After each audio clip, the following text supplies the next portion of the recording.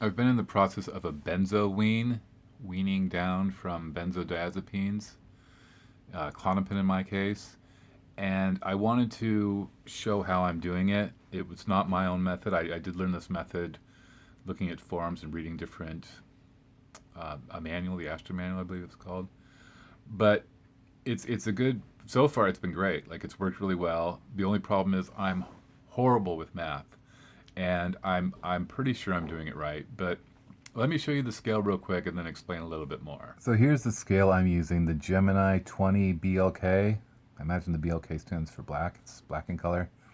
By AWS, I read a few different areas where they said this is pretty highly recommended for doing, especially with benzo tapers. A lot of people seem to be using this Gemini model. So I picked it up and I've been satisfied with it so far. Unfortunately, it doesn't really go down in milligrams and weigh them, but at the same time, I'm able to get a number and I'm able to accurately go down.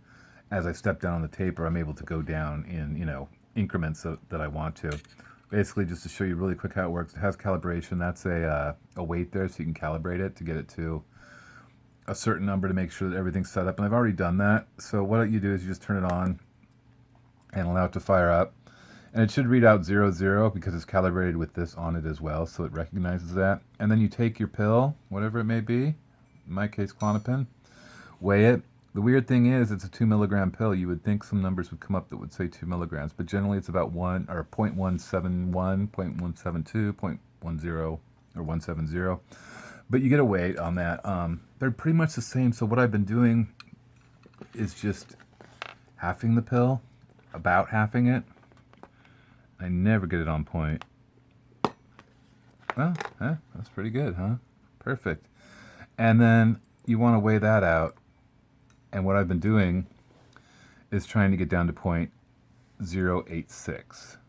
Make sure it's in the middle, all that. Pretty close. 0.087. That's a pretty close cut. Well, now it's bouncing all over the place. I'm not even sure if you can see that on there, but it's a 0.089 right now. 0.087. I don't know. That's 0.086. It's pretty close. It's on an unstable environment right now. But what I would do is I would weigh that out, and then that would be I would get it down to 0.086. And if I need to, and it's not there, I could use it to cut a little bit more, or I've kind of just shaved off at points too, where I just shave off just, a little bit, careful, and, been able to get it to right where I want it. And that way I'm taking an accurate measured dose every time I take it.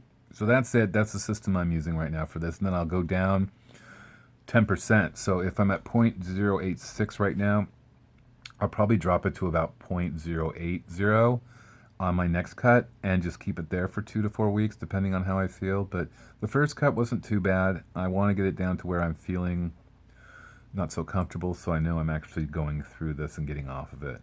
So that's the scale. I wanted to explain that to anybody that was curious on how I'm doing it. Like I said, not my own method. There's a lot of research on it online of different people doing it. And some people go slower, and there's nothing wrong with that either. It's all about, I think, how you feel doing it and that it's safe. That's the most important thing. That's it for this time, guys. If you have any questions or comments, please put them down below. If you haven't subscribed, please do so. If you'd like to donate anonymously to help me produce these videos and make these videos and get them out to people to help people, I would so much appreciate it. I appreciate all the anonymous donors, as well as the donors that their names coming up right now on the screen. Thank you guys so much for helping make this happen. That's it for this time, guys. Until next time, God bless.